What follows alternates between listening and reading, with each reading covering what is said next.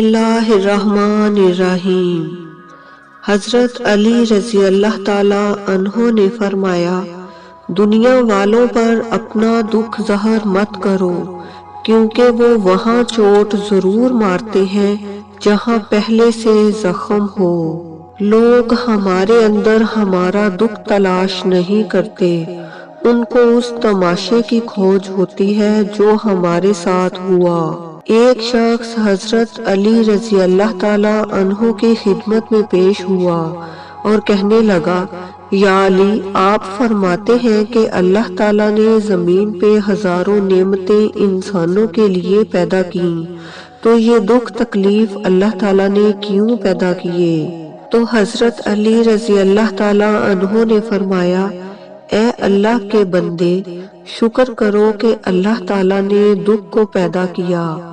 اللہ تعالیٰ کی عظیم نعمتوں میں سے ایک نعمت دکھ ہے۔ تو وہ شخص کہنے لگا، یا علی، دکھ بھی نعمت ہے؟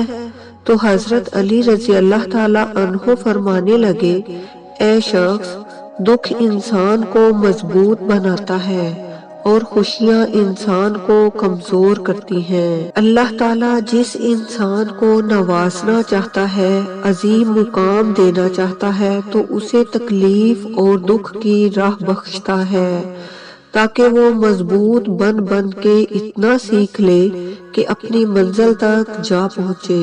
یاد رکھنا، انسان کا دکھ انسان کو سکھانے کے لیے ملتا ہے، لیکن افسوس تو یہ ہے کہ انسان اس دکھ کی وجہ سے روتا رہتا ہے۔ انسان دکھ اور درد کی وجہ سے کتنا بھی روتا رہے لیکن ختم نہیں ہوگا، کیونکہ دکھ انسان کو رلانے کے لیے نہیں بلکہ انسان کو سکھانے کے لیے آیا ہے۔ جب تم اس دکھ سے سیکھ لو گے جو وہ تمہیں سکھانا چاہتا ہے، تو تمہارا دکھ خود بخود ختم ہو جائے گا۔ زندگی اتنی دکھی نہیں ہے کہ مرنے کو جی چاہے، بس لوگ اتنے دکھ دیتے ہیں کہ جینے کو دل نہیں کرتا۔ دکھ انسان کو ریت کی دیوار کی طرح ڈھانپ دیتا ہے یا چٹان کی طرح کھردرا اور سخت بنا دیتا ہے۔ یہ ایک حقیقت ہے کہ انسان کو جہاں سے پیار کی سب سے زیادہ امید ہوتی ہے، اس سے سب سے زیادہ دکھ بھی وہیں سے ملتا ہے۔ اللہ پاک کہتا ہے، کسی کو تکلیف دے کر مجھ سے اپنی خوشی کی دعا مت کرنا، لیکن اگر کسی کو ایک پل کی خوشی دیتے ہو تو اپنی تکلیف کی فکر مت کرنا۔ بعض تکالیف ایسی ہوتی ہیں کہ ہمیں لگتا ہے جیسے اب ہم مر جائیں گے، جیسے اب کہیں سے کوئی مدد نہیں آئے گی، اور پھر ہم جلد مایوس ہو جاتے ہیں۔ مگر جانتے ہو کہ کوئی غم بھی مسلسل نہیں رہتا، وہ ہمارا پیارا رب بڑا رحیم ہے، تمہاری سوچ سے بھی زیادہ کریم ہے۔ اسے تو یہ بالکل بھی گوارا نہیں کہ تمہیں کوئی تکلیف پہنچے۔ اللہ تعالیٰ جس کو اپنا آپ یاد دلانا چاہتا ہے، اسے دکھ کا الیکٹرک شاک دے کر اپنی جانب متوجہ کر لیتا ہے۔ دکھ کی بٹی سے نکل کر انسان دوسروں کے لیے نرم پڑ جاتے ہیں، پھر اس سے نیک اعمال خود بخود اور بخوشی سرزد ہونے لگتے ہیں۔ دکھ تو روحانیت کی سیڑھی ہے، اس پر صبر اور شکر کرنے والے ہی چڑھ سکتے ہیں۔ کچھ دروازے ہمیں خود پر خود ہی بند کرنے پڑتے ہیں۔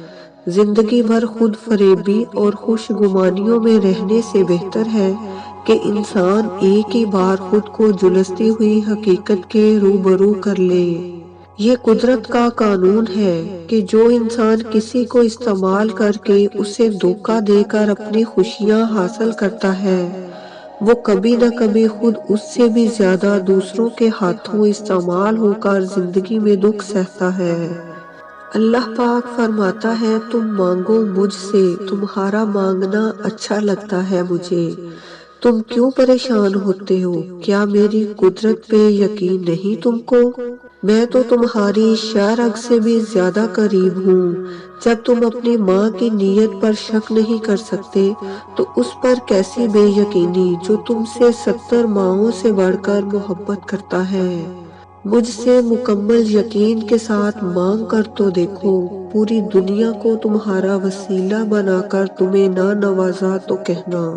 جب انسان خاموش ہو جائے اور اپنے حق کے لیے بھی نہ بولے تو سمجھ جاؤ وہ اپنے اندر بہت کچھ دفن کر چکا ہے۔